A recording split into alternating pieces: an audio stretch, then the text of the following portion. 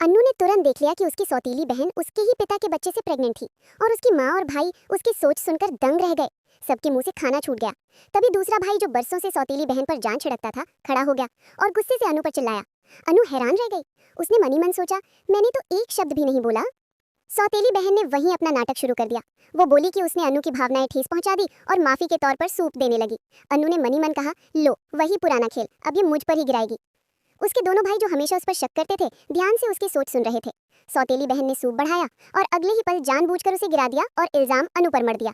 माँ और भाइयों के होश उड़ गए क्योंकि अनु की सोच सच हो चुकी थी। तभी सौतेली बहन का मंगेतर वहां आ गया।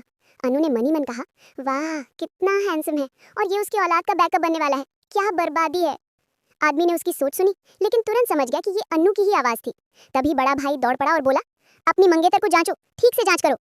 वो आदमी तुरंत निकल गया और अपने असिस्टेंट को पूरी तरह से जांच करने का हुक्म दे दिया। सौतेली बहन ने कहा कि उसे विदा करने जाना होगा, लेकिन जाते जाते उसने बड़े आदमी को एक मायने भरी नजर डाली। उसने कटोरा नीचे रखा और बोला, मुझे भी दफ्तर जाना है, और वो जल्दी से निकल गया। अन्नू ने शांत भाव से कहा कि वो पेट भर चुकी है। बिना पल के झपकाए वीडियो को लाइक, चैनल को सब्सक्राइब करके दिखाओ। मेरा दावा है आप लोग नहीं कर पाएंगे। अब कमरे में सिर्फ वही 3 लोग बचे थे जो उसकी सोच सुन सकते थे। वे तुरंत एक दूसरे से पूछने लगे, क्या तुम उसकी सोच सुन सकते हो? ये पक्का करने के लिए वे सीधा सौतेली बहन के कमरे में पहुंचे, लेकिन वहां उन्हें कुछ भी नहीं मिला। शोरगुल से सोई हुई अन्नू उठ गई और उसने सब कुछ एक ही नजर में देख लिया। उसकी सोच फिर दौड़ने लगी। वे लोग कोई सबूत नहीं पाएंगे, असली खेल तो